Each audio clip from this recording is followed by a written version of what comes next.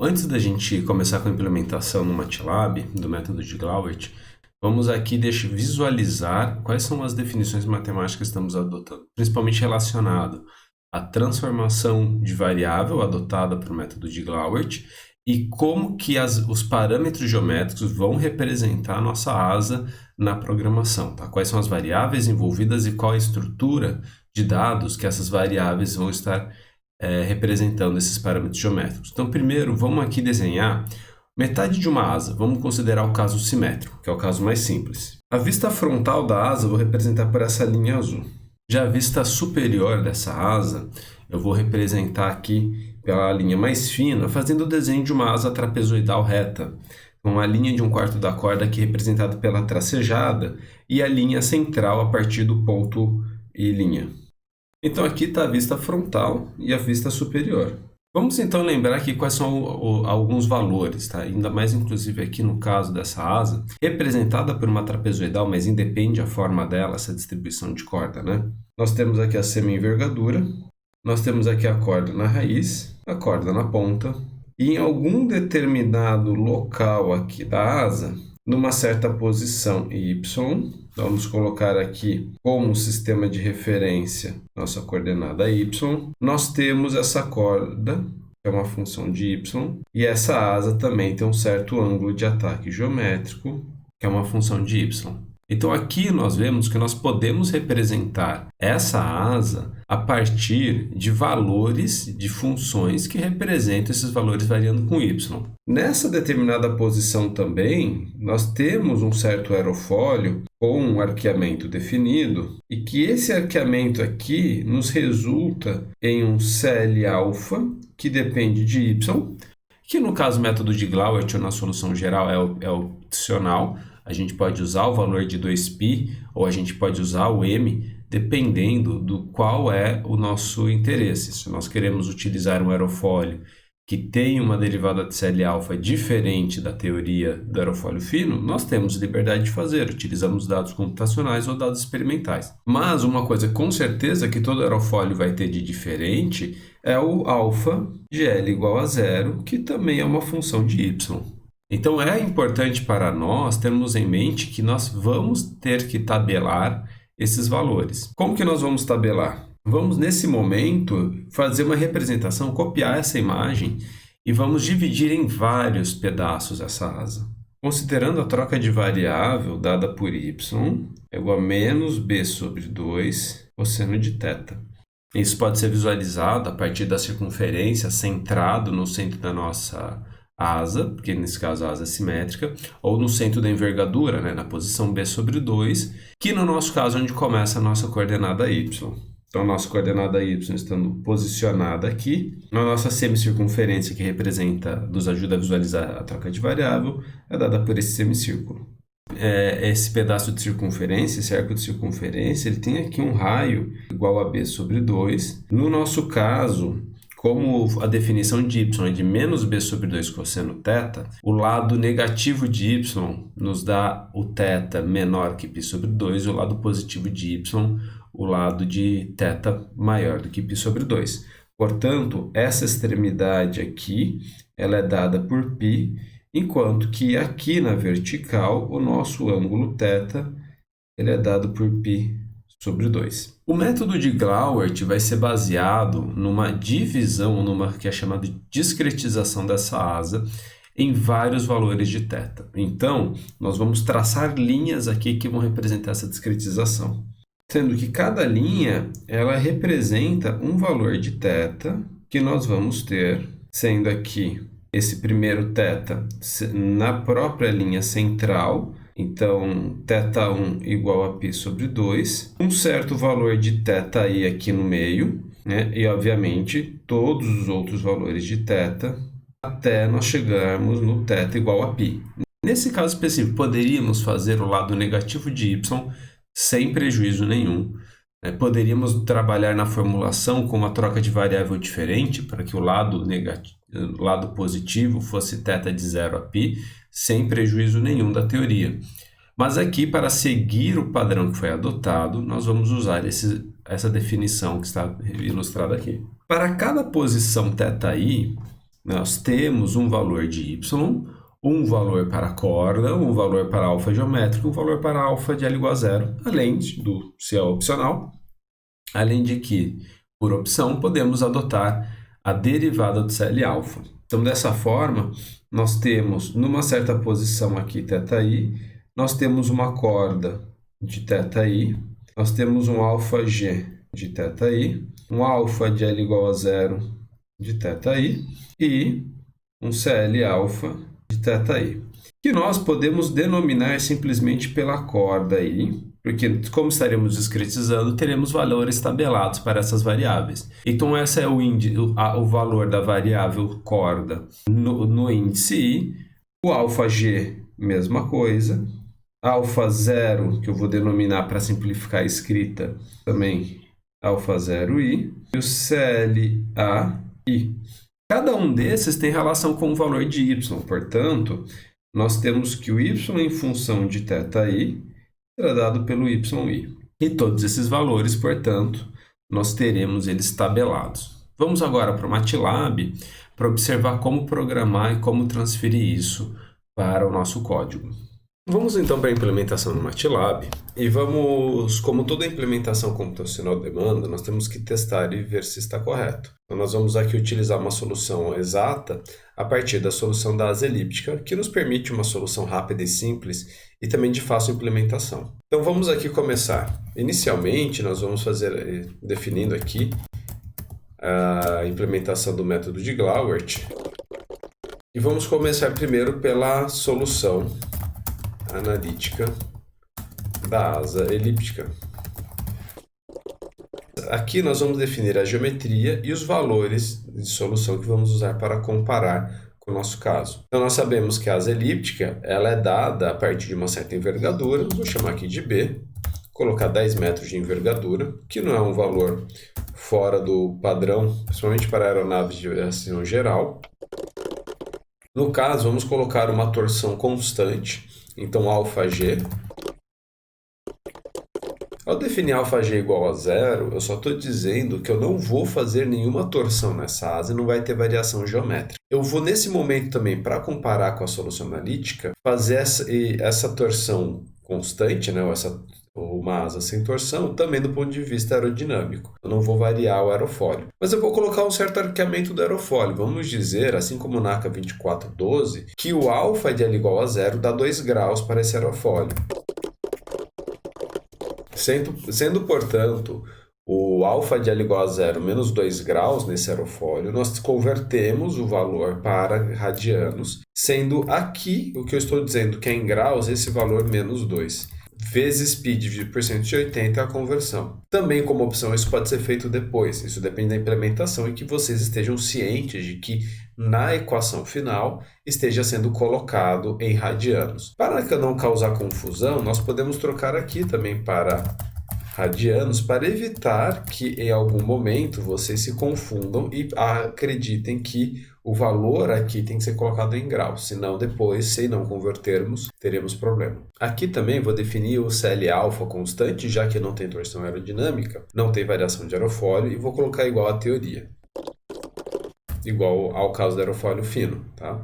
E nesse caso, vamos colocar uma asa elíptica, ela depende de uma corda na raiz, e a variação dessa corda até a ponta, ela é definida pela variação elíptica. Então, definindo aqui a corda na raiz, aqui definindo em metros para ficar coerente com a envergadura. Então, até esse momento, nós estamos fazendo as definições geométricas. Agora, nós vamos gerar os valores das variáveis que nos permitem obter essa forma de asa, tá? E nos permite depois fazer os cálculos. De qualquer forma, para esses parâmetros geométricos da asa elíptica, nós já podemos colocar aqui o valor das soluções exatas. Portanto, se nós voltarmos para a teoria, nós vamos ver que o nosso coeficiente A1 ele é dado pela corda na raiz, que multiplica os ângulos. Aqui, no caso, ficou faltando a inclusão do ângulo de ataque da asa.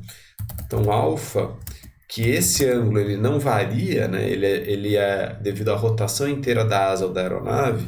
Vou colocar aqui 3 graus, né? Obviamente que eu tenho que passar para radianos.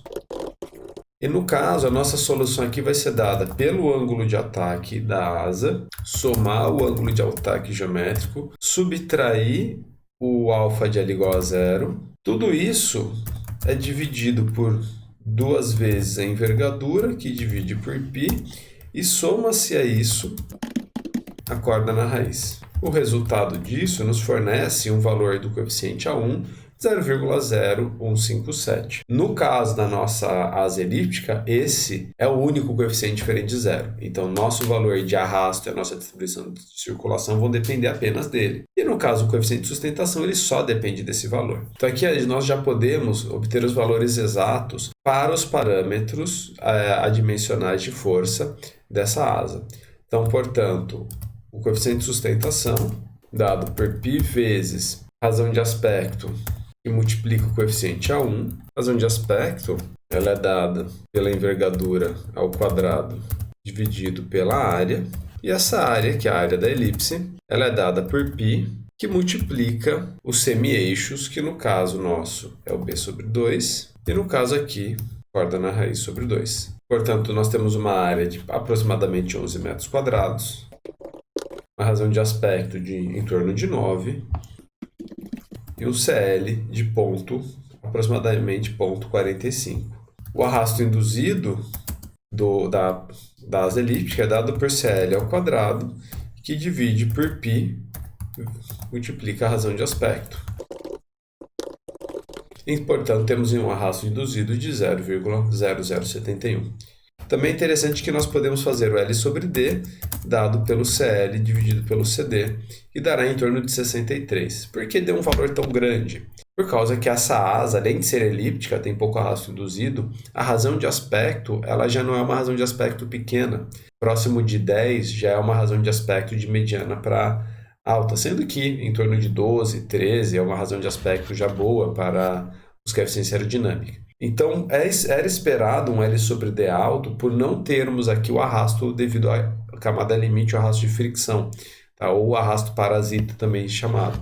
Agora, nós vamos fazer a variação desses parâmetros ao longo da envergadura. E isso será necessário não só para ter a variação da circulação, como para poder definir depois a nossa geometria para jogar no método de Glauert. Vamos então aqui definir o parâmetro y a partir do Lean Space, e fazendo variações uniformes de 0 até B sobre 2, de um certo número, vou colocar aqui 15 divisões. A corda da nossa asa ela é dada pela corda na raiz, que multiplica a raiz quadrada de 1 menos a variável y, que multiplica por 2 e divide pela envergadura. Tudo isso aqui elevado ao quadrado. Nós temos aqui, podemos ver a corda na raiz igual a 0,4, que foi definido aqui na geometria, e a corda na ponta igual a 0.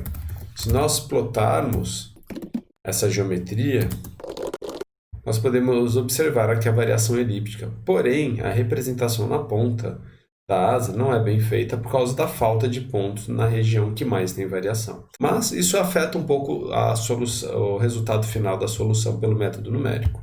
Além da corda variar com envergadura, nós temos que definir o αg, o α0 e o CLα também como vetores que variam ao longo da envergadura e com os mesmos 15 pontos que nós adotamos aqui. Para isso, nós vamos utilizar então uma função que se chama ones. Se nós observarmos aqui no MATLAB, essa função ones, a gente fornece para ela o tamanho do vetor e ela nos retorna uma matriz, ou um vetor linha, um vetor coluna, de números uns, que nós vamos multiplicar pelo valor que nós adotamos antes. Então, nosso αg, para fazer o vetor coluna, vai ser definido por αg, que multiplica o ones no total de 15 linhas e uma coluna. Até para evitar erros futuros, vamos trocar aqui para o número de pontos n e colocar aqui n igual a 15, a parte que nós mudamos a quantidade de pontos conforme o desejo em outro momento. Mesma coisa para α0 e para o CLα.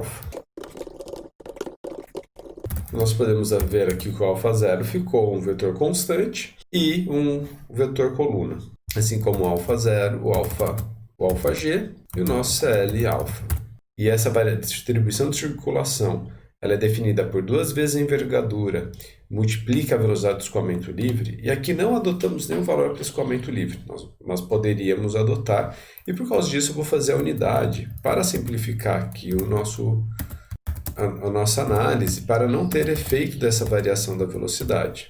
Entretanto, nós poderíamos definir aqui uma variável que fosse normalizada pela envergadura e pelo escoamento livre. Tá? Então, nós teríamos total liberdade de escolha de representar uma variável aqui que fosse uma normalização dessa forma aqui. Tá? Mas, por simplificação, vou colocar tudo igual a gama, que multiplica 2 vezes a envergadura vezes o zero. Aqui nós vamos então multiplicar pelo seno, e aqui esse seno ele depende de uma variável θ, que nós ainda não calculamos para esse caso aqui. Mas também nós temos que multiplicar pelo coeficiente A1, que foi resolvido aqui para a solução analítica. Essa variável θ, ela precisa ser calculada a partir da variável y. E lembrando que a nossa troca de variável é y igual a menos b sobre 2 cosseno de θ, o nosso θ, portanto, é dado por 2 vezes y, que divide pela envergadura. Temos que considerar aqui o valor negativo e o arco cosseno dessa conta. Portanto, nós começamos em π sobre 2, quando y é igual a zero, e vamos para o valor de π quando estamos na ponta da asa. E dessa forma, o cálculo da nossa variável gama é dada por 2b, o zero, A1 vezes seno de θ. Lembrando que os outros termos, A2 e assim por diante, são iguais a zero. Se observarmos essa variação de circulação, nós vamos observar que nós temos uma forma elíptica também. Obviamente que nesse caso nós não precisamos de axis equal, mas nós podemos observar aqui, quando nós mudamos a escala, a variação elíptica dessa distribuição de circulação. Portanto, eu vou chamar aqui de gama exato, o valor de CL e de CD também de valor exato, e o valor do coeficiente A1 de valor exato. E esses serão os valores utilizados para nós compararmos a solução numérica. Aqui nós vamos implementar o método de Glauert. E já vou deixar claro de que, apesar de que por uma questão de dinâmica do vídeo, eu não vou aqui separar o Glauert em uma função.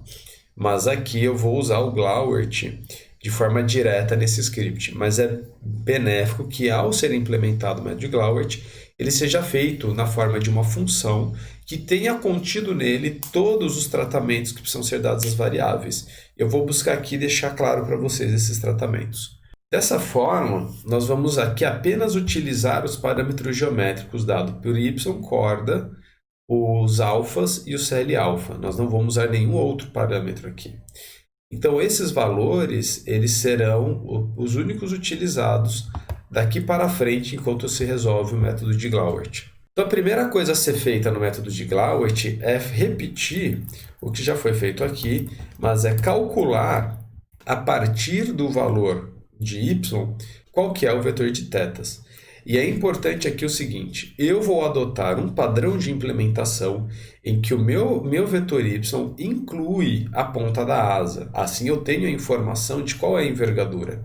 Caso contrário, se nós não colocarmos no vetor y a ponta da asa, nós temos que fornecer para a função qual que é essa envergadura. Dessa forma aqui, o valor da envergadura ele pode ser obtido pelo máximo do módulo do vetor y. Essa conta ela nos fornece metade da envergadura. Então, nós multiplicamos por 2 para saber qual que é o valor da envergadura e, com isso, poder calcular os outros parâmetros geométricos. Portanto, nós podemos ver que o θ continua sendo um vetor que varia de π sobre 2 até π. Outra coisa importante é calcular a área e razão de aspecto. Nesse caso aqui, a área e razão de aspecto serão calculadas a partir do vetor de corda, o vetor y. Tá?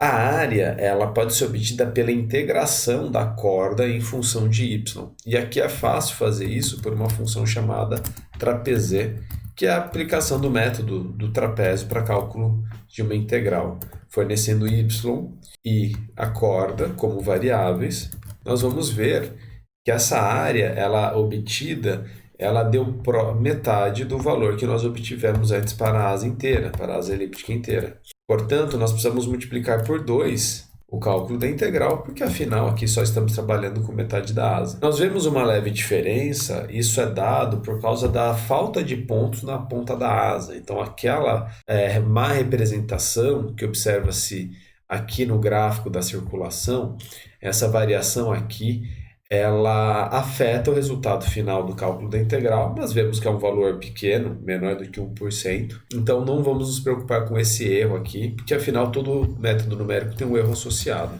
E desde que esse erro seja pequeno e controlado, nós temos bons resultados. A razão de aspecto, portanto, vai ser calculada pela envergadura ao quadrado dividido pela área. E agora nós vamos começar a montar o método numérico. Lembrando que o método de Glauert é a solução de um sistema linear. E esse sistema linear ele é definido por uma matriz e por um vetor. Esse vetor nós vamos já obter a partir dos ângulos alfas. Então, já vou fazer o cálculo aqui do RHS, right hand side, do lado direito da equação. Ele é dado por alfa, que soma o alfa geométrico, que subtrai o alfa zero, alfa de L igual a zero. Para observarmos aqui, fizemos a implementação correta, um vetor coluna, como espera-se de um sistema linear. Já a nossa matriz, ela segue aquela relação da solução geral, que foi organizada na forma de uma matriz em que o coeficiente A1 ele fica exposto, fica em evidência, e depois ele é tirado para o vetor de incógnitas. Então, no caso do nosso sistema linear, que fazendo um comentário aqui, é representado por uma matriz A, que multiplica um vetor x, que é igual a um vetor RHS, eu vou aqui definir, portanto, a minha matriz A, eu vou chamar ela de A e C. E é muito comum em métodos numéricos de escoamento potencial, ou os métodos painéis, vorticilates, o próprio método de Glauert, chamar a matriz do sistema linear de A e C, que seria Aerodynamic Influence Coefficients, que seria a matriz de coeficientes de influência aerodinâmica, que representa as velocidades induzidas dentro de uma condição de contorno, né? Que no nosso caso aqui é a condição de igualdade entre a circulação gerando um CL local e o CL do aerofólio, mas em métodos numéricos de métodos painéis, seria a velocidade induzida do escoamento potencial na direção normal à superfície naquele local em que a condição de contorno ela é definida. Especificamente aqui, essa matriz ela precisa ser construída a partir daquele equacionamento que já foi feito e já foi apresentado no método de Glauert. Lembrando que nesse equacionamento aparecem aqueles valores n, que eles variam, no nosso caso, de ímpar em ímpar, né, de valores ímpares, por causa que o nosso problema ele é assimétrico e eu só trabalho com metade da asa. Portanto, esse vetor n ele vai ser construído, e eu vou fazer aqui ele em um número maiúsculo para não confundir, ele depende do número de pontos que estão sendo adotados, né? E esse número de pontos ele vem do tamanho do vetor y. Se nós utilizarmos a função length, nós podemos obter o número de elementos que tem num certo vetor, no nosso caso é o 15. E nós vamos fazer ele de 2 em 2, a partir de até 2 vezes o valor de elementos que nós temos. E nós vemos aqui que dessa forma nós temos um vetor de n de 15 elementos, assim como foi feito antes, iniciando pelo 1 e terminando no 29. Lembrando que na construção do sistema, esse vetor n, esses coeficientes n, eles vão entrar numa mesma equação. Então ele vai ser seno de θ, seno de 3θ, 5θ e assim por diante. Então eu vou construir aqui com esse vetor n uma matriz que ela vai ter essa variação ao longo das colunas, mas ela vai se repetir ao longo das linhas. Isso para ficar mais fácil depois de montar o sistema linear. Então eu vou chamar aqui uma matriz n, que ela é uma repetição ao longo das linhas, ou seja, ao longo do número de elementos do nosso vetor y, e ele só repete uma vez nas colunas. E aqui eu repito o vetor n, que é o vetor linha. E se vocês observarem aqui, nós temos a variação dos coeficientes n do equacionamento. Em contrapartida, a nossa variável θ, ela se mantinha numa mesma equação e ia variando ao longo das equações. Então, ela se mantém constante ao longo de uma linha e vai mudando de uma linha para outra né? Mas ao longo, as diferentes colunas numa mesma linha têm o mesmo valor. Lembrando que o nosso θ está representado por um vetor linha, nós tiramos a transposta desse vetor e fazemos a repetição dele a partir do rep match. Porém, mantemos apenas uma repetição ao longo das linhas e repetimos ao longo das colunas. E aqui vocês podem ver que ao longo de uma linha esse valor é fixo e ao longo das colunas, ao longo das colunas esse valor é fixo e ao longo das linhas ele varia. O mesmo nós vamos fazer com a corda e com o CL-alfa. Lembrando que a corda vai variar de uma linha para outra, de uma equação para outra, mas ela se mantém fixa na mesma equação, porque é uma função de θ. Então, dessa forma, nós definimos essa matriz de corda a partir desse parâmetro. E aqui o CL, eu vou chamar de CLA, para diferenciar do CL-alfa adotado antes. E aqui, portanto, nós já podemos construir a nossa matriz. Essa matriz A e C, ela pode ser escrita da seguinte forma: o seno de n que multiplica θ. É importante utilizar o ponto vezes, e dessa forma que nós evitamos no MATLAB o uso de loops de repetição, que multiplica 4 vezes a envergadura, que divide CLA, que multiplica a corda, que soma o n dividido pelo seno de θ. Portanto, o cálculo dessa matriz nos retorna isto. Podem notar que, no caso da ponta da asa, nós estamos tendo um valor infinito devido à indeterminação, devido ao seno de θ estar dividindo aqui o parâmetro. Então, lembrando que aqui nós temos que aplicar o L'Hopital. Então, especificamente nesse caso, o nosso valor de n dividido por seno de nθ dividido por seno de θ, ele é dado por n. Nesse caso, como é o igual a π, seria menos n vezes 1 menos 1 elevado a n. E no caso, como nossa corda vai a zero, nós temos também que calcular a derivada dessa corda lá na ponta da asa. No nosso caso, como a ponta da asa ela é obrigatória nessa implementação, nós sabemos aqui que no caso, nosso último elemento do vetor y, nós estamos no θ igual a π, que resulta em um seno igual a zero. Também nós temos que, nesse ponto, nós temos a corda igual a zero. Então, nós temos que calcular a derivada da corda e temos que calcular o valor do limite de seno de nθ sobre seno de θ. Então, dessa forma, nós temos que o cálculo da nossa derivada da corda pode ser feita por diferenças finitas, e aqui eu vou adotar as diferenças finitas de primeira ordem.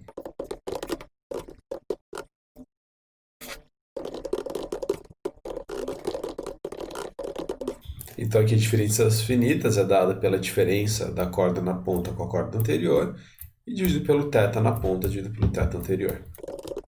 Sendo que a variação da nossa corda está sendo em torno de a derivada de menos 1,3665.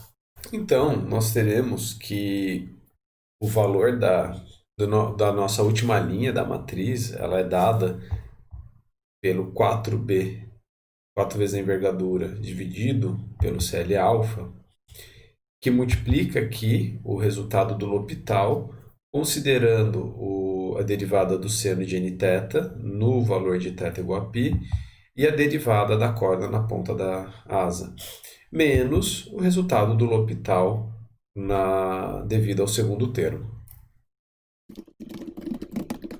Nós vemos aqui, então, agora que o nosso matriz A e C não tem mais indefinição, indeterminação, devido ao seno de zero no nosso denominador. Resolvendo o sistema linear, agora nós vemos aqui o resultado em que o nosso primeiro elemento ele é muito próximo da solução exata, que era dado pelo 0,01573. Né? Só que os outros valores ainda têm um valor razoável, mas de ordem de grandeza bem menor do nosso primeiro elemento. Isso tem a ver com a nossa distribuição de pontos ao longo de y, que ele é uniforme. Então, a ponta da asa está mal representada. E é o ponto onde as maiores variações de valor de gama ocorrem também, onde tem mais variação aerodinâmica. Então vamos aqui utilizar o outro valor de distribuição de y, que ele dependa de um cosseno que aumenta o número de pontos na ponta da asa. Essa distribuição de y, se plotada, ela pode ser observada aqui como melhora muito o número de pontos, né, e a representação na ponta da asa, e melhor representa a forma elíptica. E fazendo os cálculos, nós vemos como o valor da nossa solução se aproxima da solução exata. E apesar de que aqui os últimos elementos da série apresentam um certo valor de maior ordem de grandeza. Isso tem a ver aqui com o cálculo da derivada na ponta da asa, que tem um erro intrínseco. Como a grande maioria das asas não tem uma corda zero na ponta, nós podemos então tratar diferente, tratar como se as cordas não fossem zero na ponta, e aí nós fazemos uma mudança em relação ao que foi feito aqui para a asa elíptica.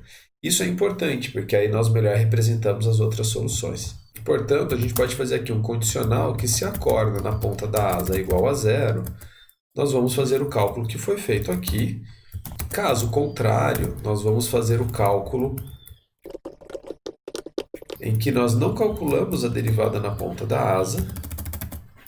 E esse primeiro termo, que tem o seno de nθ, no caso seno para θ igual a π, ele é todo nulo.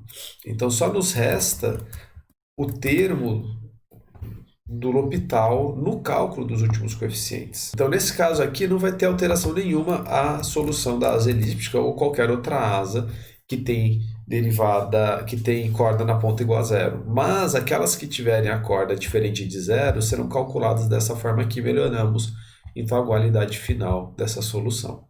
Bom, então ficamos por hoje com essa videoaula explicando a implementação do método de Glauert. Façam vocês as suas próprias implementações e também calculem os coeficientes de arrasto e a variação de gama, no caso, utilizando todo o vetor da série de gama, ok? Bons estudos para vocês.